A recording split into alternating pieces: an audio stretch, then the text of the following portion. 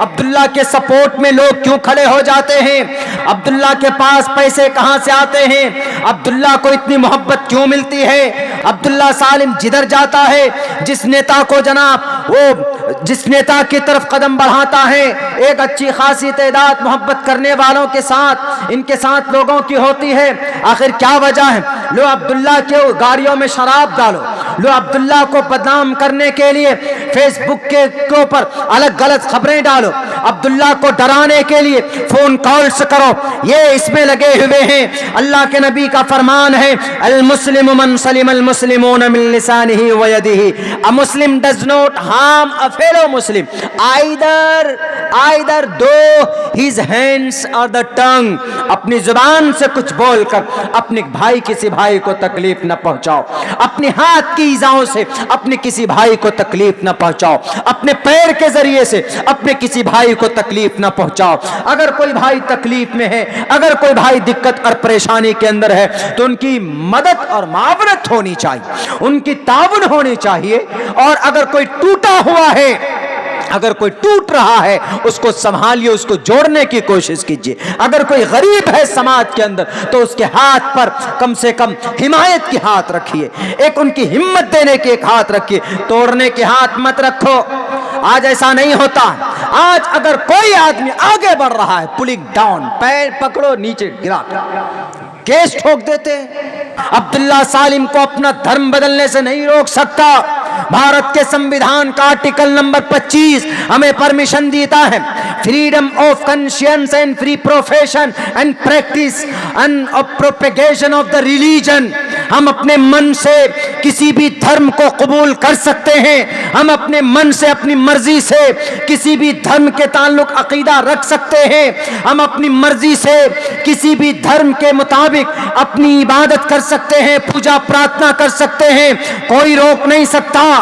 जब उमर गौतम साहब ने अपने धर्म की अच्छाई को लोगों के सामने रखा, खुद जब वो कन्वर होकर इस्लाम के अंदर आए, उनके कंधे पर आज तक किसी ने तीर और तलवार नहीं रखे।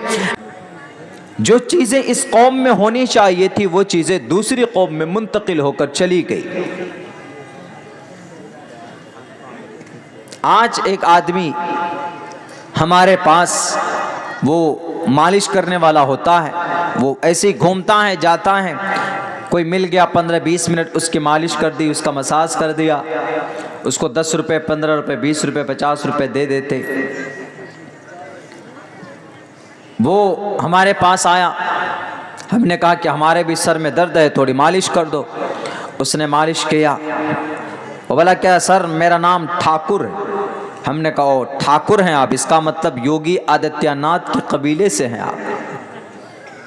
बोला, योगी आदित्यनाथ वो उत्तर प्रदेश के सीएम साहब। हमने कहा वो भी ठाकुर है। हमने कहा अच्छा, आप उसी के कबीले से हुए। बोला, सर हम ठाकुर का मतलब नाई।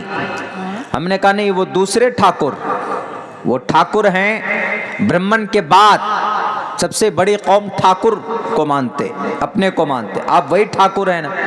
उन्होंने कहा कि सर चाहे ब्राह्मण हो, ब्राह्मण वेद पढ़ाते हैं। हमने कहा ब्राह्मणी वेद पढ़ाते? उन्होंने कहा क्या ब्राह्मणी वेद पढ़ाते? हमने कहा कि मैं कौन हुआ, मैं भी वेद जानता हूँ। तो बोला अच्छा आप वेद नहीं जानते, आप कैसे जान सकते हो? तो ब्राह्मण होते, उनका खुदा अलग होता है, स्पेशली उनका कनेक्शन होता है ऊपर वाले से। तो उन्होंने कहा कि अच्छा जानते? हमने कहा हाँ मैं जानता। बोला सुनाइए पढ़कर, हमको वेद पढ़कर सुनाइए, हम तब यकीन कर जाए। हमने उसको एक छोटा सा श्लोक मंत्र पढ़कर सुनाया। अभी 2-3 रोज पहले भी हमने कई जलसों में पढ़ा है। धर्म क्षेत्रे कुरुक्षेत्रे संवेता युयुत्सवः मामकः पांडवाशै किम कुर्वत संजयः। श्रीमद् भगवत गीता का पहला श्लोक है ये। और आज बहुत से लोग एतराज़ करते हैं हमारे कुरान पे, आपके हदीस रसूल पे। किस बात पे? कि देखिए कुरान में, हदीस में अल्लाह के नबी ने 27 और इतनी गज़वात किए, जंग लड़े, 47, 48, तकरीबन 40 से ऊपर सरिया आपने भेजा, छोटी छोटी टुकड़ियों को आपने भेजा। आपने जंगे की, बड़ी बड़ी जंग की, जंगे उहद, जंगे बद्र और जंगे ग़ज़वा हुनैन, जंगे तबूक, ग़ज़वा खंदक, इस तरह के आपके अहादीस मुबारका के अंदर गनीमत है वो तो। कुरान के जो पहली आयत है अल्हम्दुलिल्लाहि रब्बिल आलमीन सूरह फातिहा है, इसके अंदर कहीं पर जंग की कोई बात नहीं कही गई। अल्हम्दुलिल्लाहि रब्बिल आलमीन अर्रहमानिर रहीम मालिकि यौमिद्दीन इय्याका नअबुदु व इय्याका नस्तईन इहदिनस सिरातल मुस्तकीम सिरातल लज़ीना अनअमता अलैहिम गैरिल मग़ज़ूबि अलैहिम वलज़्ज़ालिन।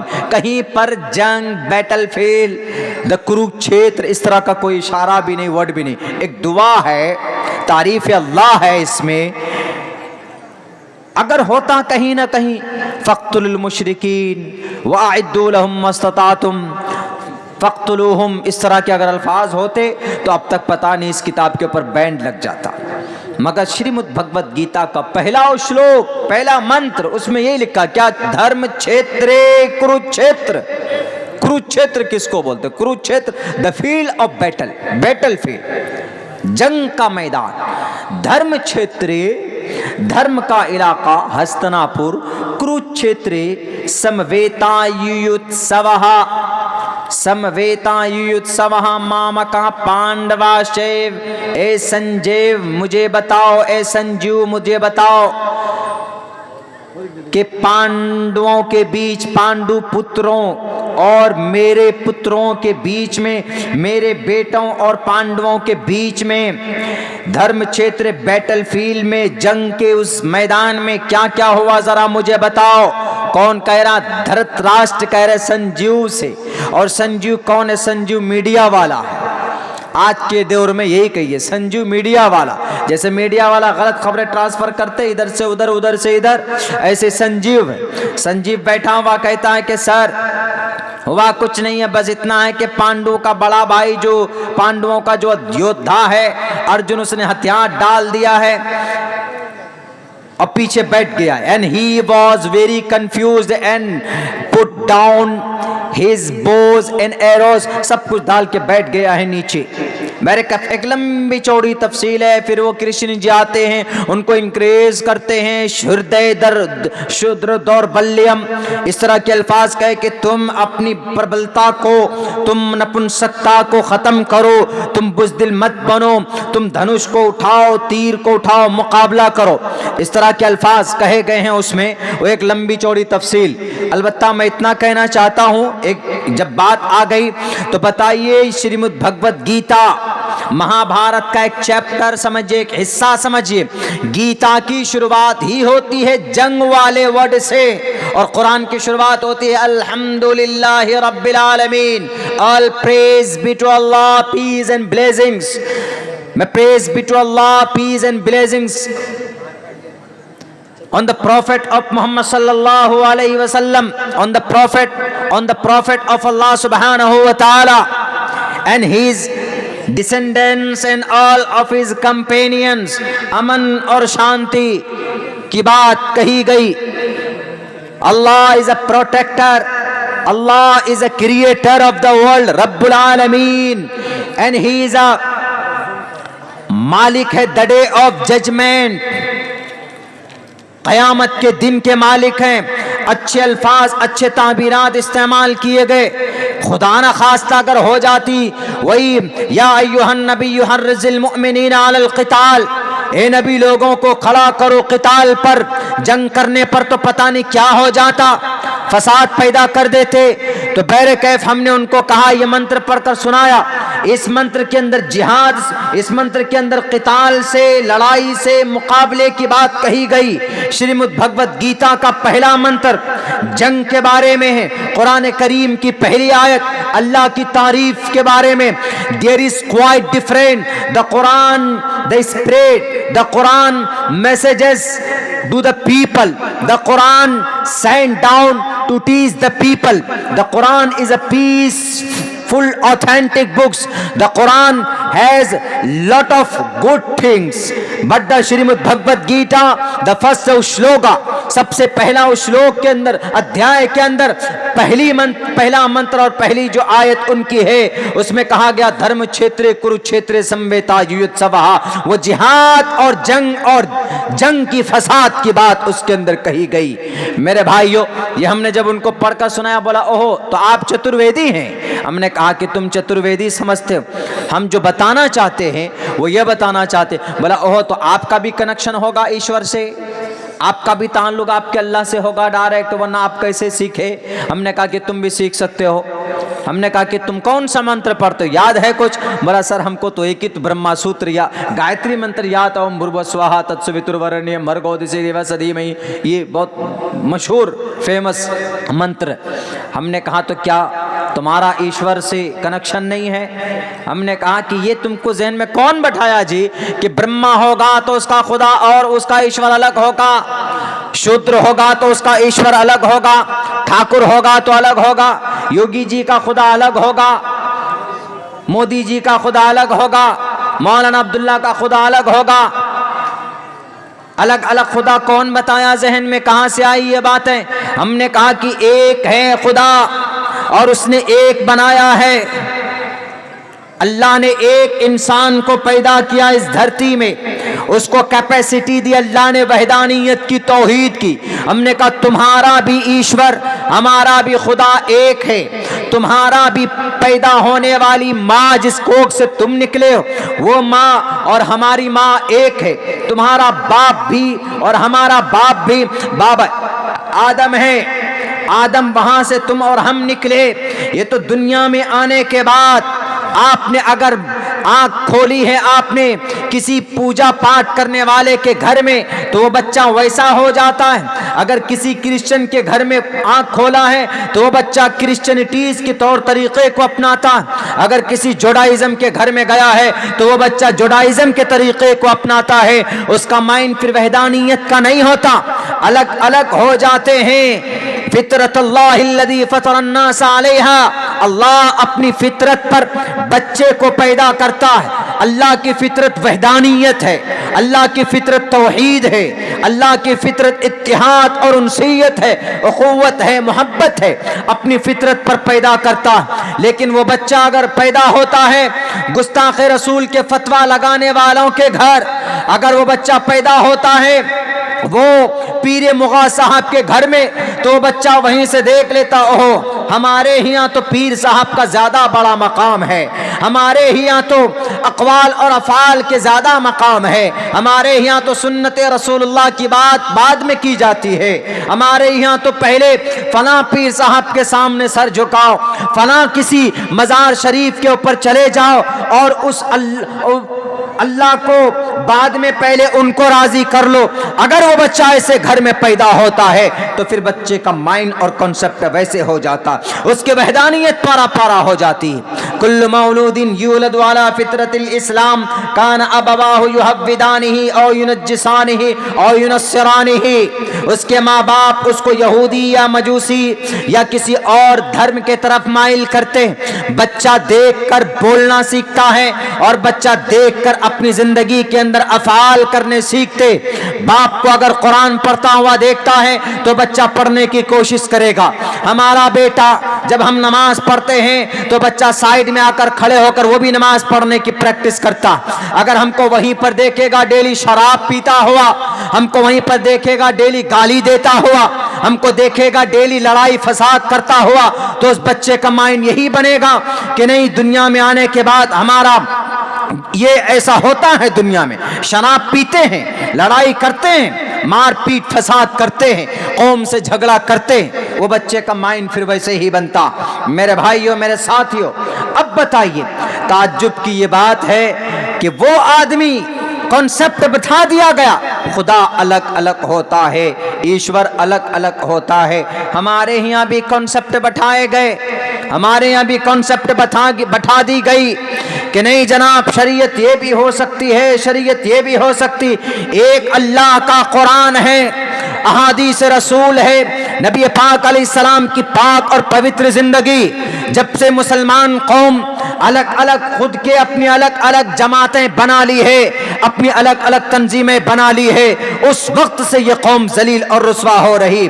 वरना खिलाफत राशिदा के बाद 100 साल तक इस धरती पर बनु उमैया ने हुकूमत की, उसके बाद कई सौ साल तक बनु अब्बास ने हुकूमत की, कई सौ साल तक इस धरती के ऊपर, इस जमीन के ऊपर अय्यूबी नस्लों ने हुकूमत की, कुर्दों ने हुकूमत की, फातिमी ने हुकूमत की। जामिया मिस्र के अंदर जो दारुल अज़हरिया है, किसके ज़माने के अंदर खिलाफत बनु अब्बास के अंदर उसकी बुनियाद डाली जाती है। लाखों करोड़ों नौजवान हमारा वहाँ से पढ़ करके निकलते। लेकिन जब से ये कौम बढ़ गई, मिस्र वाले अलग हो गए दुनिया के एतबार से, मिस्र वाले अलग हो गए, शाम वाले अलग हो गए, फलस्तीन वाले अलग हो गए, अरब वाले अपने अलग हो गए। मेरे भाइयों, उसी दिन से ये कौम जलील और रुस्वा हो रही है। देख लो आप, मदीनतुल मुनव्वरा में, मक्कतुल मुकर्रमा में फिल्म हॉल इस्टेब्लिश करने की परमिशन दे दी गई। जंगे उहद के मैदान को जंगे बद्र के मैदान पर बुलडोजर चलाकर उस मैदान में स्पोर्ट फील्ड, खेल का मैदान स्थापना करने का डिसीजन लिया गया। शर्म बारे में कोई फिक्र नहीं, कोई तदबीर नहीं है जनाब। लड़ने दो, मरने दो, मिटने दो। अल्लाह ने कुरान में साफ कहा, वातसिमू बिहब्लिल्लाहि जमीआ, द होल्ड फास्ट, मजबूती से पकड़े। वातसिमू, hold fast by the rope of Allah, Allah की रस्सी को मजबूती के साथ पकड़ो। उसके बाद क्या कहा, and let be not divided among yourselves, अपने बीच में मुंतशिर मत हो, क्योंकि मुंतशिर होने के बाद सनाउल्लाह मदनी साहब फरमाते हैं, कहते हैं कि आप लोगों ने कपड़ा नहीं पहना, धागा पहना हुआ है।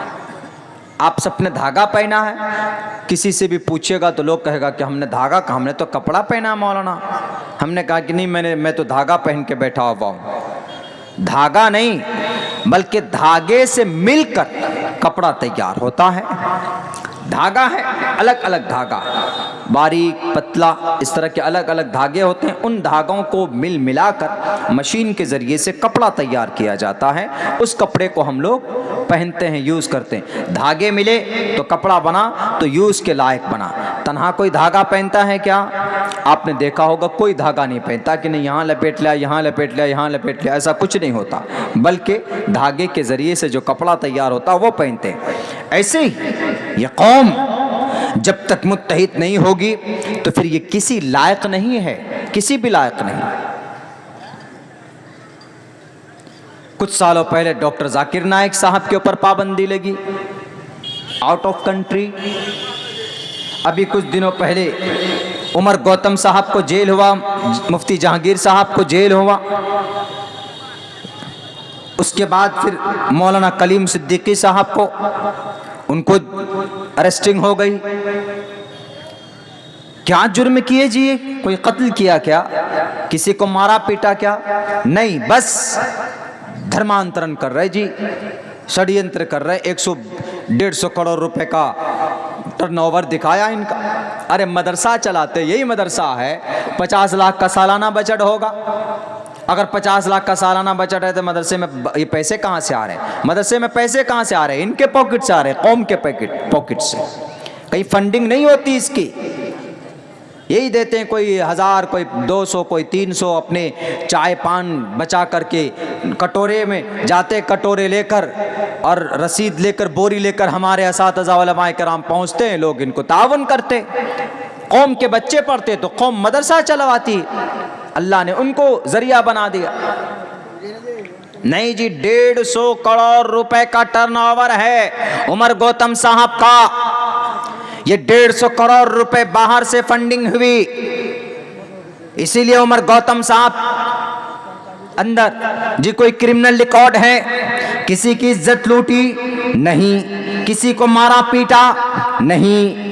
किसी कोई मुकद्दमा इनके ऊपर पहले से है क्रिमिनल धारा 302 लगा कभी नहीं जी, 307 लगा कभी नहीं जी, 376 लगा कभी नहीं जी, फिर किसरी अंदर है जी, बस धर्मांतरण कर रहे थे।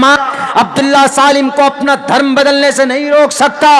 भारत के संविधान का आर्टिकल नंबर 25 हमें परमिशन देता है, freedom of conscience and free profession and practice and propagation of the religion. हम अपने मन से किसी भी धर्म को कबूल कर सकते हैं, हम अपने मन से अपनी मर्जी से किसी भी धर्म के ताल्लुक अकीदा रख सकते हैं, हम अपनी मर्जी से किसी भी धर्म के मुताबिक अपनी इबादत कर सकते हैं, पूजा प्रार्थना कर सकते हैं, कोई रोक नहीं सकता। जब उमर गौतम साहब ने अपने धर्म की अच्छाई को लोगों के सामने रखा, खुद जब वो कन्वर होकर इस्लाम के अंदर आए, उनके कंधे पर आज तक किसी ने तीर और तलवार नहीं रखे है। तो प्रूफ पेश करो, नहीं कर सकते तुम। उन मुजरिमीन को जेल नहीं करोगे जो बेटियों की इज्जत लूटते, उनको फांसी के फंदे पर नहीं लटकाओगे जो कत्ल करते हैं, मर्डर करते हैं। बस जो बेचारे अमन और शांति का पैगाम देने वाले, कुछ दिन मौलाना अब्दुल्ला साहब का भी नंबर आ जाएगा कि जी मौलाना अब्दुल्ला आप तो भड़काते हैं। ये नहीं देखेंगे कि मौलाना भड़काते नहीं है, मौलाना भारत के संविधान को लोगों को पढ़कर सुनाते, ये नहीं, सिर्फ मौलाना भड़काते। हमारे कहीं से हमारी इस कौम के अंदर से आवाज उठी नहीं उठी, बस खामोश बैठे। ये तो हम जानते हैं कि पापिष्ठास्ते प्रशांति अमरूपम भयंकरम, उनको ईश्वर कभी भी पुण्य नहीं देगा, ईश्वर कभी भी उनको माफ नहीं करेगा। वो जगतपति असिनास दूदमन, मोहम्मद जगत के पति थे, वो दमन करने वाले थे, जालिमों को कैफर किरदार तक पहुंचाने वाले थे, किसी भी इंसान का एक कतरा खून तक नहीं बहाया था। हम उस नबी को मानते हुए हमारे सब्र का इम्तिहान लिया जा रहा, और हम कौम ऐसे हैं कि इसको मसलहत समझकर चुपचाप बैठे हैं। अजी वो तो त्रिपुरा के मुसलमानों के साथ हुआ ना, गुजरात के मुसलमानों के साथ हुआ ना, मेरठ के मुसलमानों के साथ हुआ ना, तबरेज अंसारी को नहीं मारा गया। हमारे घर में कुछ नहीं हुआ, हमारे घर में जिस दिन होगा उस दिन देख लेंगे। मेरे भाइयों, अल्लाह के नबी ने क्या कहा?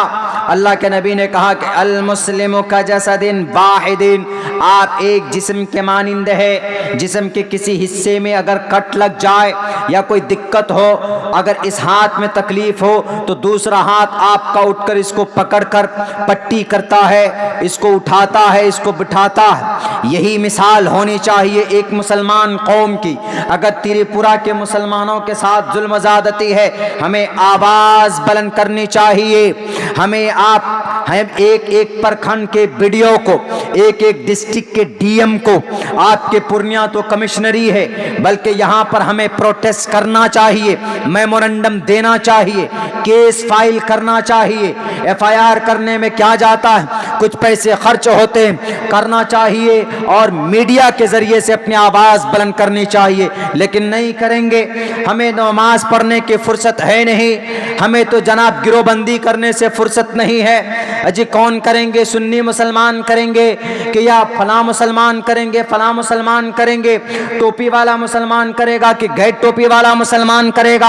हम तो सिर्फ ये देखते हैं कि नहीं जनाब, नमाज में आप हाथ कहाँ बांधते हैं, आप नमाज के बाद दुआ करते हैं कि नहीं करते हैं। उसके बाद ये देखेंगे कि तुम मोहम्मद पे दरूद भेजते हो कि नहीं भेजते हो। उसके बाद हम ये देखते हैं कि नहीं जनाब, अच्छा वो आप नमाज में अज़ाब इकामत में कितने कलिमात कहते हैं। अभी कभी बात आ जाती, नहीं जनाब तलाक तो ऐसी है आपके यहाँ। मेरे भाइयों, ये सारे मसाइल अकाइद, ये इख्तिलाफी मसाइल हैं हमारी और आपकी, इसमें कोई हाथ या इसमें डिसीजन लेने का अधिकार नहीं। हमें अगर कोई इंतशार हो, किसी को डाउट हो किसी मसले में, तो कुरान को उठाए, अहादीस को उठाए, हज़रात उलमाए किराम के पास पहुँचे। आपको तशर्फी जिसमें मिल जाए आप उस पर अमल कीजिए। लेकिन यहाँ पर होता ऐसा है कि स्टेज के जरिए से इस कौम को अलग कर दिया जाता है। तुम फला मुसलमान, तुम फला मुसलमान, तुम फफिस करना। मेरे भाइयों, हमें पैगाम लेने की जरूरत है उन लोगों से। आज वो पूरे भारत में काबिज है, उनके इशारे पर काम होता। ये ताकत आई कहां से? ये ताकत कहां से आई? आप कहेंगे कि मौलाना बहुत बड़े तादाद में है, वो बड़ी तादाद की बात है। पहले देख लो कि उनके अंदर इत्तेहाद कितनी है।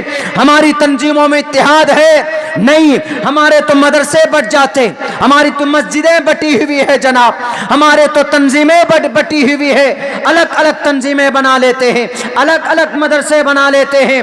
एक तंजीम का सदर वो बनता है, दूसरे कहते हैं कि हम भी I want to be a president of this तंजीम, of this organisation, and so we will be divided into two parts, into various different parts of the world. दुनिया के अंदर अलग अलग जमातों के अंदर बट जाते। बताओ, नहीं है, वहदानियत है उनके अंदर। और जहां पर इत्तिहाद होता है वहां ताकत होती है, जहां पर इत्तिफाक होते हैं लोग वहां ताकत होती है। यह है, अगर किसी को ऐसे मारो तो आपकी उंगली टूट जाएगी, 2 उंगली से मारो तो उंगली टूट सकती, 3 से मारो तो उंगली टूट सकती, ऐसे करके घुसा बना लो, किसी की खोपड़ी में मारो तो खोपड़ी तोड़ सकते हैं आप। आज इस कौम की वही हालत है कि नहीं? एकदम अलग अलग। नहीं, ये किनका प्रोटेस्ट चल रहा? ये तो सुन्नी मुसलमानों का प्रोटेस्ट चल रहा, ये तो फलां मुसलमानों का प्रोटेस्ट चल रहा, ये तो फलां मुसलमान का मदरसा है जी, ये तो फलां मुसलमान की मस्जिद है। मेरे भाइयों, कुरान एक है, कलिमा एक है, अहादीस, प्रोफेट मोहम्मद आखिरी नबी, अना खातिमुन नबिय्यीन ला नबिय्य बादी, I am the last prophet, there will be no prophet after me. Muhammad रसूलुल्लाह के बाद कोई नबी नहीं इस दुनिया के अंदर, नबी पाक अलैहिस्सलाम आखिरी।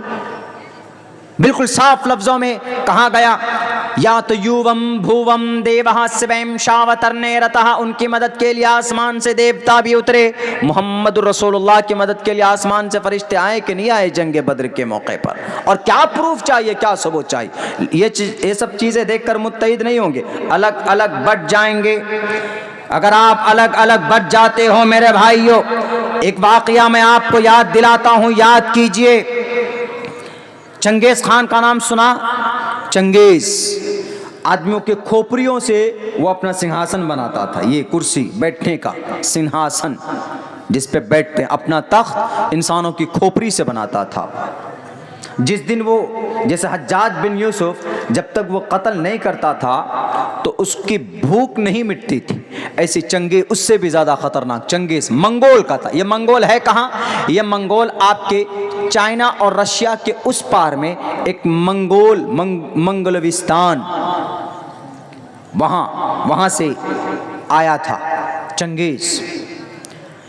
तो वो जब समरकंद को गया फतह करने के लिए, तो वहाँ उसके अंदर एक चीज़ ये थी कि वो सर्वे कराता था। पहले जासूस को भेज करके जाओ भारत के अंदर देखो कि भारत में वहाँ की ताकत कैसी, वहाँ की फौजी सिस्टम कैसे, ये ताकत देखकर, ताकि हम देख सकें कि हमला करने में हमको वो सिर्फ बल से नहीं छल से भी काम करता था। तो उसने जब भेजा तो देखा वहाँ पे कि अरे नामुमकिन है, सारे क़ाल अल्लाह क़ाल रसूल वाले हैं यहाँ पे, अल्लाह अकबर वाले हैं, कुल वल्लाहु अहद अल्लाहु समद, ये तौहीद है, वहदानियत से इत्तिहाद निकला। सारे के सारे मुसलमान बैक जुबान देखिए तो एक तरह के डिफरेंट नहीं है वहाँ। उन्होंने कहा कि हम इनके ऊपर काबिज नहीं हो सकते। तो बताएं, देखिए उसने कौन सा लॉजिक अपनाया है। उसने फौरन तहकीक करने के बाद वहाँ के जो प्रमुख थे, समरकंद के जो मुसलमान गिरोह के, उस फौज के जो वहाँ पर मुखिया थे, उनको लिखवा भेजा कि तुम्हारे शहर से बाहर मैं चंगेज खान पूरी दुनिया को फतह करने की हिम्मत और सकत फतह की करने की ताकत और क्षमता रखता, आधी दुनिया को कब्जा करके तुम्हारे बॉर्डर पर पहुंचाऊं। मैं तुम्हारे इस मुल्क में अपनी हुकूमत जमाना चाहता हूं। वहां के मुसलमानों ने कहा, क्या आज तक किसी माँ ने वो बच्चा नहीं जना जो समरकंद को अपने कब्जे में ले ले? तो जब ये जवाब मिला तो जवाब से ही पता चल जाता है कि ताकत कितनी है इनके अंदर। तो चंगेज ने कहा, चंगेज ने सोचा कि मैं इनको अपनी ताकत और अपने बाजुओं के जरिए से इन पर हुकूमत नहीं कर पाऊंगा। तो मेरे मुसलमान भाइयों, उसने तोड़ने की कोशिश की। उसने कहा कि समरकंद वालों, मैं कब्जा करके रहूंगा, चाहे तुम अमन के साथ मुझे अपना ये शहर हवाले कर दो या तुम हमारी तलवार का मुकाबला करो, लेकिन मैं जंग से पहले एक ऑफर करता हूं तुमको। वह ऑफर यह है कि मैं तुम्हारे समरकंद के तमाम लोगों को, पूरे समरकंदियों को, इस शहर, इस मुल्क, इस गांव के तमाम लोगों को मैं अमान देता हूं, यानी मैं लड़ाई नहीं करूंगा। जुबान दे दी अमन की, बस मैं सुकून के साथ जाऊंगा, तुम लोग अपना सब कुछ हमारे हवाले कर दो, तुम्हारे जो खर्चे खराजात होंगे हमारे जिम्मे होंगे। ये आवाज जब पहुंची समरकंद में तो वहां पर दो जमात हो गई। एक जमात उन लोगों की थी जिन्होंने कहा यह बहुत अच्छा ऑफर है, वो जंग किए बगैर हमारे साथ आ रहा है तो हमें उसके साथ कोऑपरेट करना चाहिए। तो कुछ लोगों ने कहा कि नहीं, ये धोखा, ये छल करने की कोशिश कर रहा है, हम उनसे मुकाबला करेंगे, उनको अपने मुल्क में घुसने नहीं देंगे। दो जमात हो गई। दो जमात होने के बाद चंगेज खान ने तहकीक करवाया कि देखो, दो वहां के समरकंद के लोग दो गिरोह में बटे के नहीं बटे। जब तहकीक की गई कुछ दिनों के बाद तो खुद मुसलमान दो गिरोह में बट चुके थे।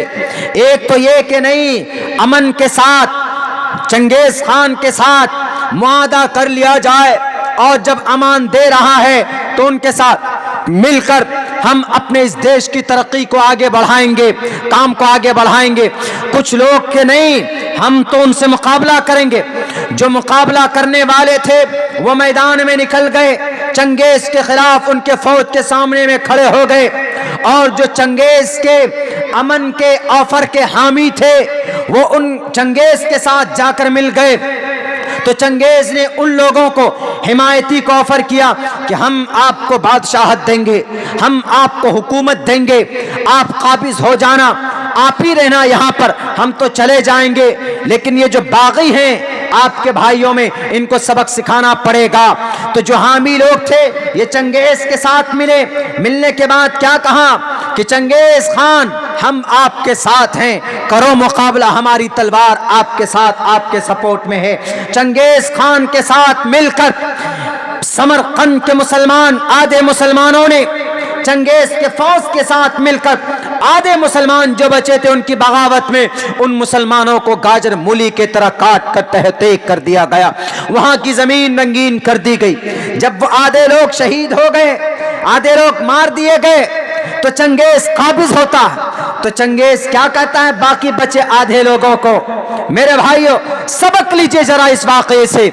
वो लोग अगर मुत्तहिद होते तो चंगेज खान डर कर वापस चला जाता।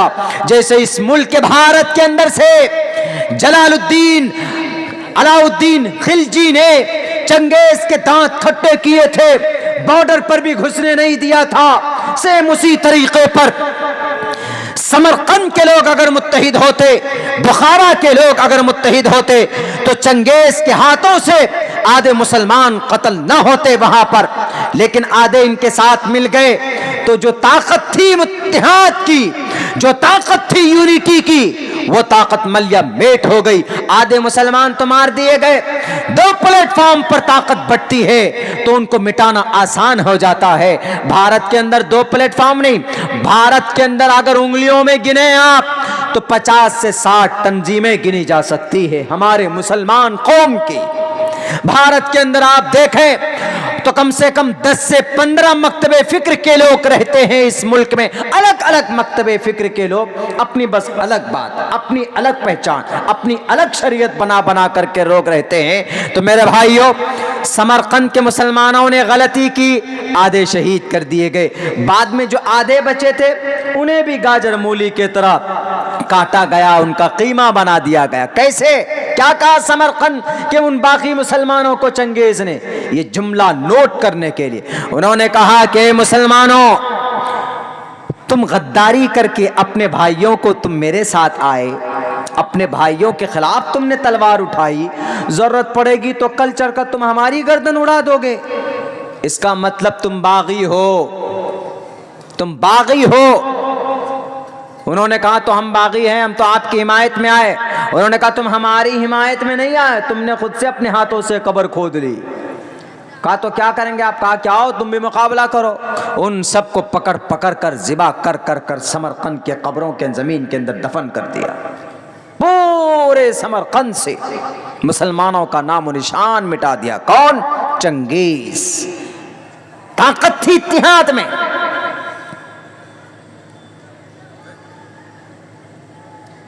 आज ये कौम लुट रही। आज इस कौम को वाकईतन हम ये समझते हैं कि बस अल्लाह हमारा सब कुछ है, अल्लाह से दुआ करेंगे सब कुछ हो जाएगा, इसमें कोई शक नहीं है। इन्नल्लाह अला कुल्ली शैइन कदीर, कोई शक नहीं है मुसलमानों। लेकिन सिर्फ ये सोच कर बैठ जाना, अपनी आवाज तक बुलंद न करना, बुज़दिल बन जाना, अपने इतिहास को न समझना, अपनी तारीख को न समझना, बस नौजवान तो बैठे पड़े हैं जी। याद रखो मेरे नौजवानों, मेरे साथियों, जवान इस धरती की आन बान शान है और इस कौम की तकदीर है। इस कौम की रीढ़ की हड्डी की हैसियत हमारे नौजवानों की है।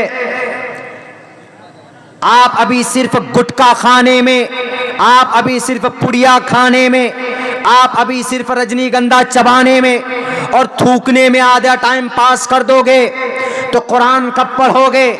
इत्तिहाद का पैगाम कब दोगे? कलिमे की तबलीग कब करोगे? मुत्तहिद कब होगे? अल्लाह ने कहा वातसिमू बिहब्लिल्लाहि जमीआ, अल्लाह की रस्सी को मजबूती के साथ पकड़ो। कब हम मैदान में आएंगे? अल मुस्लिमु मन सलिमल मुस्लिमून मिन लिसानिही व यदिही, अल्लाह के नबी का फरमान है, मुसलमान तो जनाब वो है जिसके हाथ पैर जुबान की तकलीफ से, इज़ाओं से दूसरे मुसलमान मामून हो, महफूज हो। लेकिन यहाँ जनाब महफूज तो दूर की बात, पूरी कोशिश करते हैं। अगर अब्दुल्ला तरक्की कर रहा है, अब्दुल्ला 4 व्हीलर पे क्यों चलता है? अब्दुल्ला के पास पैसे कहां से आते हैं? अब्दुल्ला को इतनी मोहब्बत क्यों मिलती है? अब्दुल्ला के सपोर्ट में लोग क्यों खड़े हो जाते हैं? अब्दुल्ला सालिम जिधर जाता है, जिस नेता को जनाब वो जिस नेता की तरफ कदम बढ़ाता है, एक अच्छी खासी तादाद मोहब्बत करने वालों के साथ, इनके साथ लोगों की होती है। आखिर क्या वजह है? लो अब्दुल्ला के गाड़ियों में शराब डालो, लो अब्दुल्ला को बदनाम करने के लिए फेसबुक के ऊपर अलग गलत खबरें डालो, अब्दुल्ला को डराने के लिए फोन कॉल्स करो, ये इसमें लगे हुए हैं। अल्लाह के नबी का फरमान है, अल मुस्लिम मन सलिमल मुस्लिमून मिन लिसानिही व यदिही, a Muslim does not harm a fellow Muslim either through his hands or the tongue. अपनी जुबान से कुछ बोलकर अपने भाई किसी भाई को तकलीफ न पहुंचाओ, अपने हाथ की इजाओं से अपने किसी भाई को तकलीफ न पहुंचाओ, अपने पैर के जरिए से अपने किसी भाई को तकलीफ न पहुंचाओ। अगर कोई भाई तकलीफ में है, अगर कोई भाई दिक्कत और परेशानी के अंदर है, तो उनकी मदद और मावनत होनी चाहिए, उनकी ताउन होनी चाहिए। और अगर कोई टूटा हुआ है, अगर कोई टूट रहा है, उसको संभालिए, उसको जोड़ने की कोशिश कीजिए। अगर कोई गरीब है समाज के अंदर, तो उसके हाथ पर कम से कम हिमायत की हाथ रखिए, एक उनकी हिम्मत देने की एक हाथ रखिए, तोड़ने के हाथ मत रखो। आज ऐसा नहीं होता। आज अगर कोई आदमी आगे बढ़ रहा है, पुलिंग डाउन, पैर पकड़ो नीचे गिरा, केस ठोक देते, परेशान करने लग जाते। मेरे भाइयों, अल्लाह ने इस कौम के अंदर जो ताकत रखी है वो इत्तेहाद के ऊपर रखी है। जब ये कौम मुत्तहिद होगी तो ये कौम आगे बढ़ पाएगी। सारी तंजीमें अलग है कि नहीं, आप खुद, मैं नाम नहीं लूंगा, आप खुद देख लीजिए, सारी तंजीमें अलग है। कुछ तंजीमें हैं अल्हम्दुलिल्लाह जो साख को बचाए हैं, वे पुरानी तंजीमें हैं, लेकिन अगर इंतशार उनमें भी है तो उनमें भी मुत्तहिद होने की ज़रूरत है, एक प्लेटफॉर्म पर आने की ज़रूरत है। अगर नहीं आए एक प्लेटफॉर्म पर तो एक बात याद रखो मेरे भाइयों, आज वही लोग जिनको अल्लाह ने जलील किया था, एक यहूदी ने हजरत उमर से कहा कि उमर, हमें तुम क्यों निकाल रहे हो अपने इस खैबर से, अपने मदीने से? अल्लाह के नबी ने तो ये कहा था कि यहूदियों को रहने दिया जाए, टैक्स देंगे, ये पैसा देंगे, ये जिजिया जीएसटी देंगे, टैक्स अदा किया करेंगे, हम उसके मुहाफिज होंगे। हम जीएसटी क्यों देते?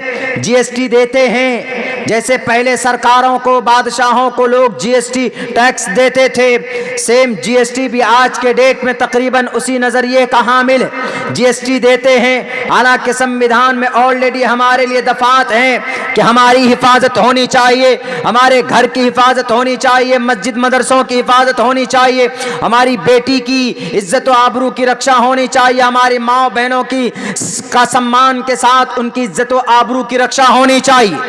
ये हम टैक्स देते हैं एक तरह से, हम जीएसटी भरते हैं, हम भी भरते हैं। आप में से जो व्यापारी लोग होंगे जिनके पास कोई ना कोई छोटा मोटा बिजनेस है वो भी आप भरते होंगे। हम कम से कम हर साल कुछ 5 से 6 लाख रुपए का टैक्स भी भरते हैं। आईटीआर इनकम टैक्स रिटर्न भी फाइल होता है। वो एक तरह से गवर्नमेंट को सपोर्ट हुआ ताकि उनको हमारे लिए जो फैसिलिटीज, जो सर्विसेज प्रोवाइड करने हैं उनके लिए आसानी की जाती है? बिल्कुल नहीं की जाती। आपके पड़ोसी मुल्क बांग्लादेश, नेपाल के अंदर कितना 81 रुपए लीटर, और आपके अफगानिस्तान में कितना 50 रुपए लीटर, बांग्लादेश में कितना उससे भी ज्यादा सस्ता। हम अपनी आवाज उठाओ तो जिहादी बन जाते, हम अपनी आवाज बुलंद करें तो फसादी बन जाते। हम अंदर होते हैं तो हमारे कौम के लोग ही नहीं आते। कलीम साहब चले गए अंदर, थोड़ा सा प्रोटेस्ट किया, रिलीज द मौलाना Kaleem, release doctor Zakir Naik, come back doctor Zakir Naik, we will be to say the welcome मरहबा कहने के लिए तैयार नहीं। उनके स्कूल्स, उनके मदरसे जो वो बंद कर दिए गए। दारुल देवबंद के ऊपर इन्वेस्टिगेशन बिठाया गया, नदवे के ऊपर इन्वेस्टिगेशन बिठाया गया, और दूसरी जगहों के ऊपर कौम की तरफ से आवाज उठती है। देखिए, हम आपको मुजरिम नहीं बना रहे, हमारे और आप में बीच में कुछ गुरु गंटाल हैं, कुछ उत्बा शैबा वलीद हंजला के मानने वाले हैं जो बांटते हैं कौम को, अलग अलग करते हैं। वरना मेरे भाइयों, आपकी तारीख तो ऐसी रही है। अगर मैं आपके सामने रखने में आऊँ और बताने पे आऊँ इस्लाम की इतिहास क्या है, जब जब ये कौम मुत्तहिद रही, खुद देख लो, जंग उहद का मौका है, जंग हो रही है, सहाबा दो फाड़ हो गए, जंग जीतने के करीब करीब है, एकदम बिल्कुल मैदान फतह होने वाली। सहाबा इकराम की एक टोली, एक उधर से जो बाईपास रोड था वहां बंद कर दिया, उसमें इंतशार हो गया।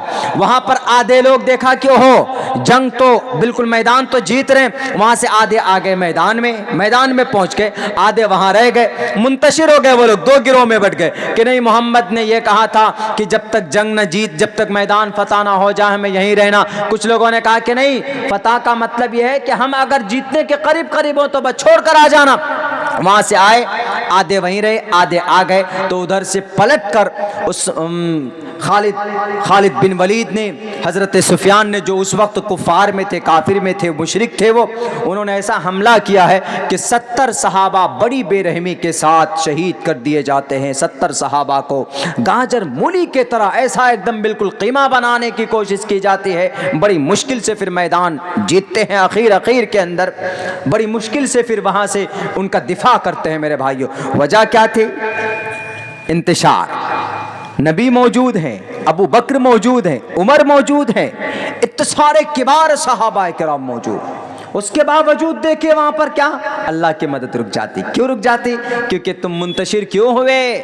जबकि मैंने कह दिया वातसिमू बिहब्लिल्लाहि जमीआ, कलिमा पढ़ने पर किसी भी मामले में एक प्लेटफॉर्म पर क्यों नहीं होते? पूरी दुनिया के मुसलमान, पूरे भारत के मुसलमान क्यों नहीं होते? नहीं होगे, जलील हो जाओगे, तुम्हारी हवा उखड़ जाएगी। वतज़हब रिहुकुम फतफशलू वतज़हब रिहुकुम, तुम्हारा रौब ही खत्म हो जाएगा। साफ लफ्जों में अल्लाह ने मना किया है। इन स्पाइट ऑफ दैट, उसके बावजूद भी हम लोग लड़ते। मेरे भाइयों, उंदुलुस तारीख याद कीजिए आप। उंदुलुस के अंदर 800 साल तक मुसलमानों की हुकूमत थी। 800 साल माने रखता है। बुखारा और समरकंद की तारीख, बुखारी कहाँ लिखी गई? बुखारा में, समरकंद, अबू दाऊद, तिरमिजी शरीफ, सहाय सित्ता, अल्लाह की किताब के बाद कोई किताब है तो बुखारी शरीफ है। बुखारी शरीफ, अबू दाऊद, मुस्लिम, तिरमिजी, इब्ने माजा, बड़ी बड़ी किताबें, नसई, इन किताबों को लिखने वाले इन्हीं हिजाज में थे। लेकिन जब वहां के मुसलमान ऐश परस्त हो गए, वहां के मुसलमान डेली मछली लाकर घर पे पकाते, मांस लाकर पकाते, नमाज कभी नहीं पढ़ते, और जब बात आती जलसे की तो दो तंजीमें हो जाती, जब बात आती थी किसी रिफाई काम की थी दो दो गिरोह बढ़ जाते थे। एक बस्ती के अंदर दो दो तीन तीन जमात, एक जमात फलां पार्टी के पीछे जुटी हुई और एक जमात फलां पार्टी को सपोर्ट कर रहे, एक जमात इस मुखिया के पीछे लगा हुआ, एक जमात इस सरपंच के पीछे लगा हुआ। पैसों में बट गए, अपने ईमान को बेच लिया, अपनी जमात के अंदर इंतशार पैदा कर दिया। मेरे भाइयों, बड़े दुख के साथ ये बात कहनी पड़ती, 850 साल तक मुसलमानों की हुकूमत थी। जमीन के किसी हिस्से पर कोई हिस्सा ऐसा बाकी नहीं था अंदलुस में जहां पर मुसलमानों के सजदों के निशान ना हो। कोई घर ऐसा नहीं था जहां पर कुरान करीम की तिलावत की आवाज जहां पर से ना आती हो। कोई मोहल्ला ऐसा नहीं था जहां पर इस तरह के मकतब और मदरसे ना हो। कोई एरिया ऐसा नहीं था जहां पर क़ाल अल्लाह क़ाल रसूल की सदाना बुलंद होती हो। मुत्तहिद थे, लेकिन जब वहां के मुसलमान बट गए, मुसलमान मिल गए किनसे? क्रिश्चियनिटी से मिल गए। तो कुछ मुसलमान क्रिश्चियन से मिलकर, सेम जैसे समरकंद में कुछ मुसलमान चंगेज से मिलकर आधे मुसलमानों को कत्ल करवाया, तो बुखारा, समरकंद, अंदलुस के अंदर भी यही हुआ कि आधे मुसलमान क्रिश्चियनिटी से मिलकर वहां पर जाकर गाजर मूली की तरह उनको काटा। वो मस्जिद है जहां कुरान की आवाज आती थी, अजान की आवाज सुनने पर लोग तरस गए। मेरे भाइयों, ऐसे काटे गए, ऐसे काटे गए कि 6 लाख मुसलमान को हलाकू खान के फौज, चंगेज खान का पोता हलाकू खान की औरतों के हाथे से बुखारा, समरकंद के मुसलमानों के दिलों के अंदर ऐसा रौब बिठाया गया और ऐसा डर बिठाया गया कि हक बात बोलने के लायक नहीं रहे थे वो, बल्कि वो कमजोर हो गए, बुज़दिल बन गए। वहां के मुसलमानों को जिंदा चौराहे पर खड़ा किया जाता था, उनके जिस्म में सुराख करके लोहे डालकर ऐसे करके छोड़ देता और 2 दिन के बाद उसको खींचा जाता था। यही नहीं, सर के ऊपर पेट्रोल डालते थे, सर से आग लगाते थे, आहिस्ते आहिस्ते पूरे बदन जलकर राख होती थी।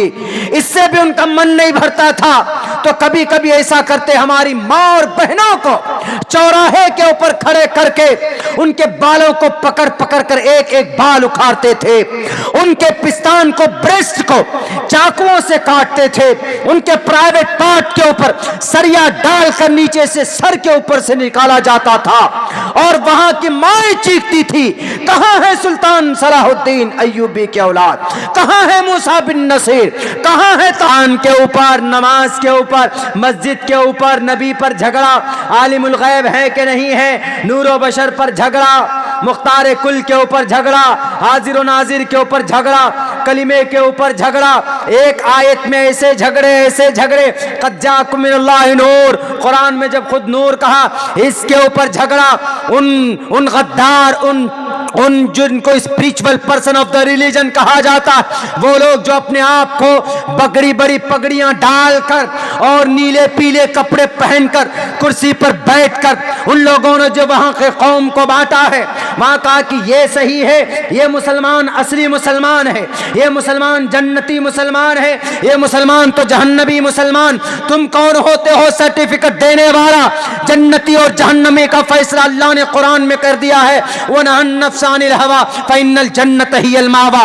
जो आदमी मनहियात पर, कुरान और शरीयत के बताए मना की हुई चीजों से रुक जाए, अल्लाह के फरमान के मुताबिक, नबी के सुन्नत के मुताबिक जिंदगी गुजारेगा, फइन्नल जन्नत हियल मावा, वो जन्नत में जाएगा। तुम कौन होते रहे हो जी?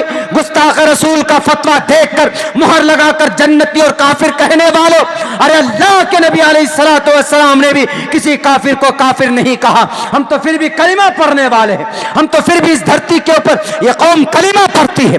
छोड़ दो उनकी हालत पर, उनके इख्तिलाफी मसाइल जो भी हो, लेकिन जब वहां के मुसलमान, बगदाद और समरकंद के मुसलमानों की यह हालत हो गई तो हलाको खान के फौजों के जरिए से सफ़े हस्ती से वहां के मुसलमानों को गाजर मूली के तरह काट दिया जाता है। वो मुसलमान कौम जो आग के समंदर में कूद जाती थी, 313 थे जो तूफानों से मुकाबला करती थी, जो एक सहाबी थे जब बड़े बड़े बहादुर बादशाह के दरबार में पहुंचकर उनकी तलवार जब निकलती थी, टेढ़ी मेढ़ी तलवार, तो उनके ढाल को चीरकर उनके पहलवानों के जिस्म के 2 टुकड़े करती थी। आज वो कौम बुखारा समरकंद में लुट रही, किस वजह से? वो मदद कहां गई जो जंगे बद्र में नाजिल हुई थी? जंगे बद्र में नाजिल हुई थी वो मदद इत्तिहाद की बुनियाद पर, खुलूस की बुनियाद पर। अल्लाह के नबी सजदे में हैं, दुआएं कर रहे हैं। यहां तो ना कोई दुआ करने वाला, ना कोई सजदे में। हम एक दूसरे पर कुफ्र का फतवा लगाएं और अल्लाह से, आसमान से हम मदद की उम्मीद करें, इट्स इम्पॉसिबल। यदुल्लाहि अलल जमा, अल्लाह की मदद जमात पर होती है, मुख्तलिफ तंजीमों और गिरोहों के ऊपर अल्लाह की मदद नहीं हुआ करती। मेरे भाइयों, ये तारीख है, ये इतिहास और ये हिस्ट्री है आपके सामने में। चूँकि इत्तिहाद मिल्लत के ताल्लुक़ से बात हुई है आपके सामने में, तो ये सारी बातें हमने इसलिए रखी चूँकि आप में से भी आधे आदमी एकदम मुत्तहिद होकर सोए हुए हैं। अल्हम्दुलिल्लाह, एक को देखकर दूसरे को मजबूरी है। नींद आदमी की एक तकाजा है, इसको ज़्यादा देर तक नहीं कर सकते। हम भी कभी कभी खुद ड्राइव करके गाड़ी जाते हैं, घर जाते हैं या आते हैं, जाते हैं तो नींद आती है तो गाड़ी खड़ी करके रोक कर आराम करना पड़ता है, 10, 15, 20 आधे घंटा नींद लेना पड़ता है, उसके बाद जाते हैं। वरना पता चला कि गाड़ी सड़क पे चलने के बजाय किसी और ट्रक के नीचे जाके घुस गया। तो ज़रूरत है, हमारे यहाँ जलसों का ऐसा रिवाज है अल्हम्दुलिल्लाह। आप में से बहुत से लोग तो ऐसे भी है जो एकदम बिल्कुल मौलाना अब्दुल्ला की बातें सुन ही रहे हैं। इत्तिहाद मिल्लत के ताल्लुक़ से प्रोग्राम कॉन्फ्रेंस है, उस ताल्लुक़ से हम बात कर रहे हैं आपके सामने में। ये तारीख़ हमने आपके सामने रखी है मेरे भाइयों, मेरे साथियों। यह कौम वाक़अतन इसलिए ज़लील है आज की डेट में।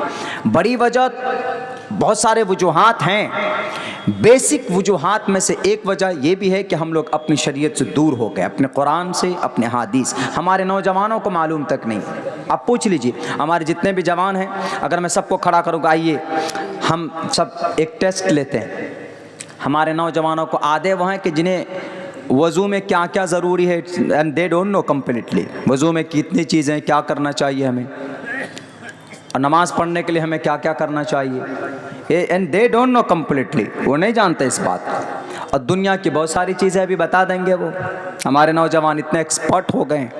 हालांकि आजकल का नौजवान कुंजन नहीं, पहले के जवान से ज़्यादा है, शार्प माइंडेड है। छोटा सा बच्चा है, मोबाइल के अंदर में फंक्शन बाप से ज़्यादा जानता है।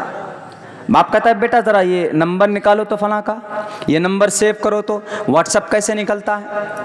हम स्कॉलरशिप के फॉर्म भर रहे थे, जो स्कॉलरशिप NSP का आता है स्कूल का। जी बोलिए। अगर किसी को खाना खाने की ज़रूरत है तो खा सकते हैं, 30 रुपया में खा सकते हैं आप। गरम खाना है, जिनको खाने की ज़रूरत है वो जाके खा सकते हैं। टिकट 30 रुपया कर दिया गया। चलिए भाई, खाना बहुत सारा है, दोबारा गरम किया गया है, खाइए। अच्छा खाना हम भी खाएं अल्हम्दुलिल्लाह। नहीं मतलब खाना क्वांटिटी से ज़्यादा है तो कुछ खाने बच जाते, मतलब वो खा कर नहीं बचे, स्पेशली बचे हुए हैं तो खा सकते हैं अच्छा खाना।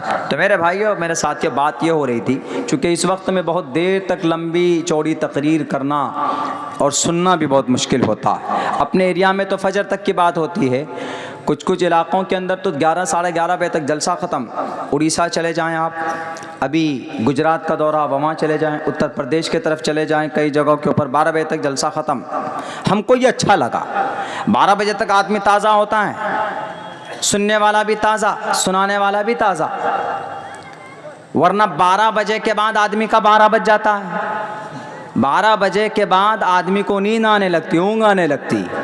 कभी कभी ऐसा होता मुकर्रिर भी क्या बोल रहे हैं, क्या कुछ बोल रहे हैं, कौन सा मजमून किधर जा रहा है उनको भी पता नहीं होता। जब मुकर्रिर साहब को मालूम नहीं है, एकदम गहरी नींद से उठा करके ला के बैठा देंगे तो उसके बाद देखेंगे कि बाप रे। लेकिन फिर भी अल्लाह की मदद से वो बोल पड़ते हैं। यहाँ बैठने के बाद में हम लोग कुछ नहीं बोल पाते अल्लाह के फजल के बग़ैर। तो मेरे भाइयों, मेरे साथियों, ये बहुत हसास मौजू एक उन्वान। हम लोगों को भी ये सा निज़ाम बनाना चाहिए। मेरी राय है कि जलसे को ज़्यादा कामयाब अगर करना है तो पूरी रात मत कीजिए, ज़्यादा ज़्यादा 1 बजे तक करके छुट्टी कीजिए, सब लोग ताज़ा भी होंगे। और आज वह ज़माना गया, लोग बोलते हैं कि नहीं मौलाना, लोग आते थे बिस्तर बोरी लेकर के। हमारे इलाके में जाइए 3 दिन का होता है, कहीं कहीं 4 दिन का होता है। हमारे ये अररिया से किशनगंज की तरफ चले जाइए, 4 दिन का जलसा होता है और असर बाद शुरू होकर फजर तक। और लोग कंबल टिफ़िन लेकर आते हैं, कंबल बिछा दे, टिफ़िन दे दे, ऐसा लगता है जैसे 4 दिन का ये एतकाफ़ की नीयत से आ गए पूरे। और वहीं पर जलसा सुनते हैं, जाते हैं, एक शौक़ है। तो खैर अब तो वह ज़माना रहा नहीं भाई। अब चूँकि फास्ट फॉरवर्ड ज़माना हो गया है, जब ये क्रिकेट मैच में भी मुख्तसर हो गया, 50 ओवर से 20 ओवर वाला मैच हो गया। अब कुछ दिन से 20 से 10 में हो जाएगा। हर चीज़ फास्ट। कोई वीडियो भी हमारे मीडिया वाले डालते, 1 घंटे का डालिए कोई नहीं देखेगा। 10 से 15 मिनट का क्लिप, शॉर्ट क्लिप करके डालिए, 2 मिनट का, 3 मिनट का डालिए तो जल्दी अच्छा सुन लेते हैं क्या बोल रहे हैं हज़रत, देखिए क्या बोल रहे हैं मौलाना, देखिए, डाल देते हैं। कुरान से, हदीस से इतनी मोहब्बत तो है नहीं। सलमान खान अगर आधा घंटा भी डांस करे तो बहुत हंस हंस के देखेंगे, किधर टाइम निकल जाता पता भी नहीं चलेगा। मौलाना अब्दुल्ला सालिम साहब और मुकर्रिर साहब लोग तकरीर करेंगे तो उनकी तकरीर हमारे नौजवान सुनते हैं, इधर से सुनते हैं, इधर से निकाल देते हैं। अमल की नीयत से सुने, अमल की नीयत से सुनेंगे तो अल्लाह तबारक व ताला आपको, आपका बैठना, आपका सुनना, आपका पूरा टाइम का जो टाइम खर्च हुआ है वो आपके लिए बाइस अज्र होगा। तो मेरे भाइयों, वक्त चूँकि बहुत हो चुका है, मेरी भी हिम्मत काम नहीं कर रही कि मैं यहाँ से और ज़्यादा आगे बात करूँ। जो मोटी और ज़रूरी बातें थी वो हमने आपके सामने रखी कि इस कौम में 2 चीज़ की सख्त ज़रूरत, बल्कि 3 चीज़ की। सबसे पहली चीज़ अपनी शरीयत से लगाओ, मोहब्बत। मतलब मोहब्बत सिर्फ नहीं कि हमें कुरान से मोहब्बत है, मोहब्बत है लेकिन पढ़ना ही नहीं जानते। हमारे जवान साथियों को पूछो कि कुरान तिलावत करना जानते, बहुत सारे साथी नहीं जानते। मेरे ख्याल से मैं लिख कर देने के लिए तैयार हूँ, 65% नौजवान and they don't to recite the holy Quran and they are not able to recite the holy Quran.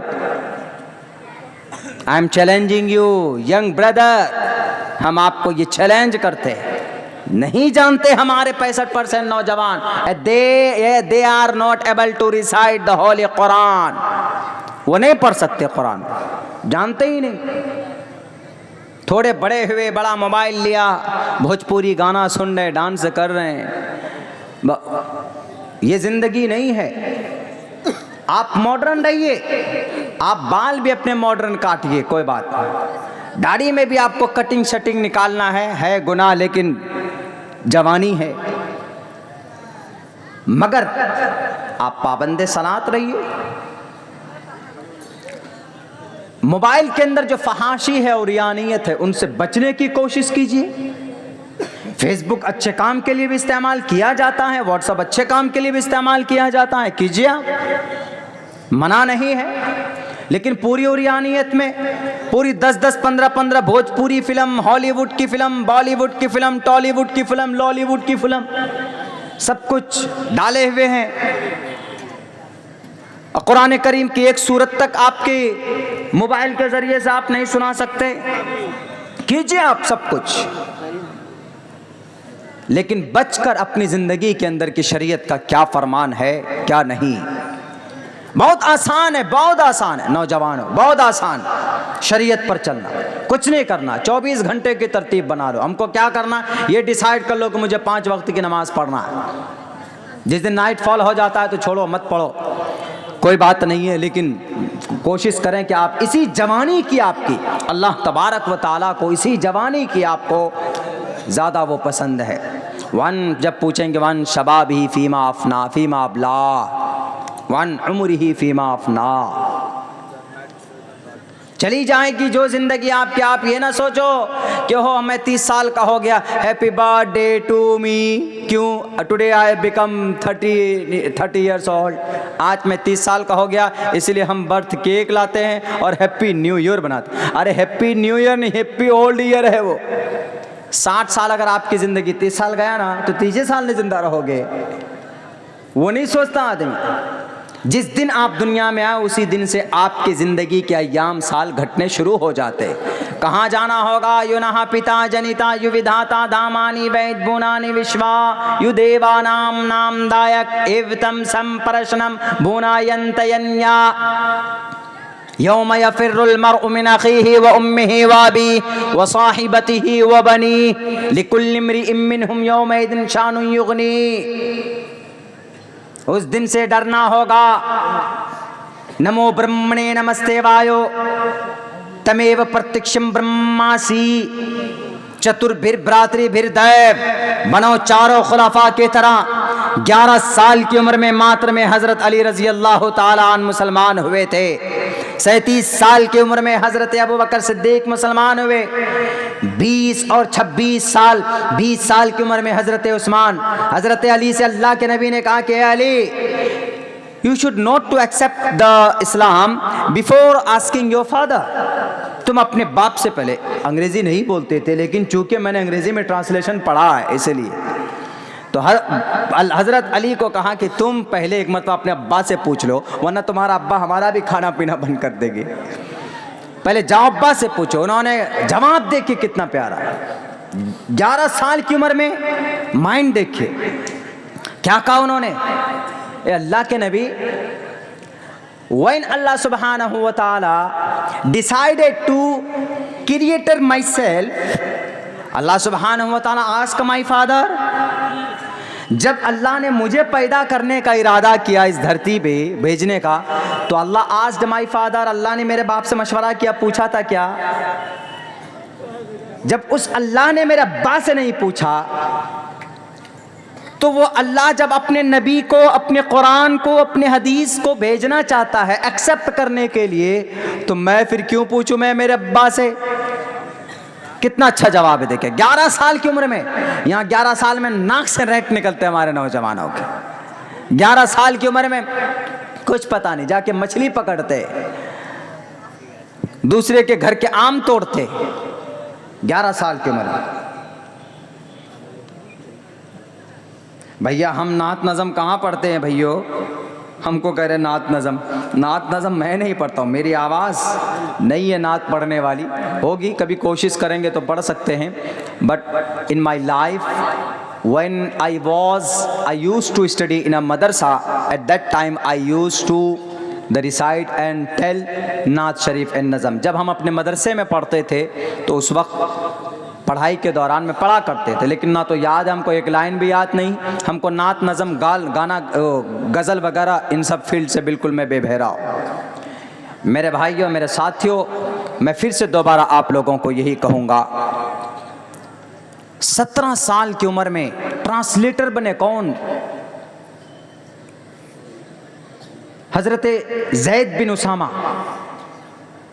17 साल की उम्र में ट्रांसलेटर, 17 दिन में मात्र नहीं 16 साल की उम्र में 17 दिन में उन्होंने सुरियानी और इब्रानी जुबान सीख ली थी और फौरन कुरान को ट्रांसलेट करके इस्लाम के दावत को आम किया। मोहम्मद रसूलुल्लाह ने कहा कि खड़े हो जाओ मेरे शेर। आज हम अंग्रेज़ी ज़ुबान अगर बोलते हैं तो मौलाना अब्दुल्ला अंग्रेज़ी बोलता है, ये मौलाना साहब अंग्रेज़ी सीखता। अंग्रेज़ी ज़ुबान सीखिए, पढ़िए, तभी तो यहूदी और नसारा के लिटरेचर को पढ़ने में आसानी होगी। डॉक्टर जाकिर नाइक साहब उनकी गुत्थियों में घुस गए थे कि यहूदी का अक़ीदा क्या है, ये कहाँ से पावर लेते हैं ये लोग, क्यों? वो जानते थे। तो बहरे कैफ मेरे नौजवान साथियों, मेरे भाइयों, अपनी शरीयत से जुड़े। दूसरी चीज़ क्या करना है? दूसरी चीज़ कौम के दरमियान में इत्तिहाद पैदा करना है। जो भी मुकर्रिर पहले तो मैं अराकीन मदरसा से कहूँगा, जो भी स्पीकर मुकर्रिर आपके कुर्सी पर बैठकर अगर कौम को भ्रम में डालता है, इख्तिलाफ पैदा करता है, आज के डेट में उन मुकर्रिरीन को स्टेज पर नहीं आना चाहिए। मैं मुखालिफ हूँ।